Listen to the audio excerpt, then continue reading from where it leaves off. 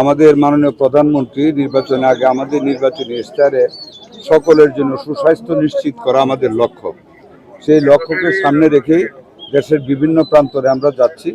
আজকে আমি এখানে আসলাম, বরিশাল সম্বন্ধে অনেক কথা শুনেছি, আমি সরাসরি দেখতে আসলাম। এখানে আমি যে খুব খারাপ পেয়েছি তা না, ইট হাজ বি ভেরি ফ্র্যাঙ্ক, দোষারোপ করলে হবে না। একজন স্টাফ অনুপস্থিত পেয়েছি, যাকে আমি ক্লোজ করে ফেলেছি অলরেডি।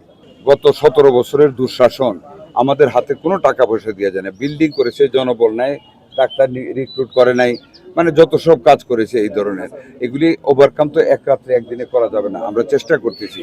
এই যে একটা হাম রেবেলা গেল, আমরা কিন্তু আপ্রাণ চেষ্টা করেছি আপনাদের সহযোগী। একটা ভ্যাকসিন আমাদের হাতে ছিল না। ওই দিন আপনার ইউনিসেফের রানা ফ্লাওয়ার, যিনি কান্ট্রি রিপ্রেজেন্টেটিভ, উনি একটা কথা বলেছেন ওনাদের মিটিংয়ে, যে পৃথিবীর ইতিহাসে বাংলাদেশে এবার যে রেকর্ড করেছে, যে অল্প দিনে এতগুলি ভ্যাকসিন কালেকশন করেছে, পৃথিবীতে আর কোনো দেশ পারেনি। আমাদের হাতে এখন বাফার স্টক আছে। আপনারা বরিশাল, আমি আপনারা জানেন কিছুদিন আগে 12 তারিখ থেকে বরিশাল সিটি কর্পোরেশন আমরা ভ্যাকসিন দিয়েছি, আমরা কাভার করেছি 100%ই প্রায় হয়ে গেছে। এবং এইখানে আল্লাহর রহমতে এটা দেওয়ার পরে এখন আমাদের রোগীর সংখ্যাও কমে এসেছে। আমরা চেষ্টা করতেছি, আপনারাও খেয়াল রাখবেন। আমরা কিন্তু আপনাদের পজিটিভ সমালোচনাটা চাই।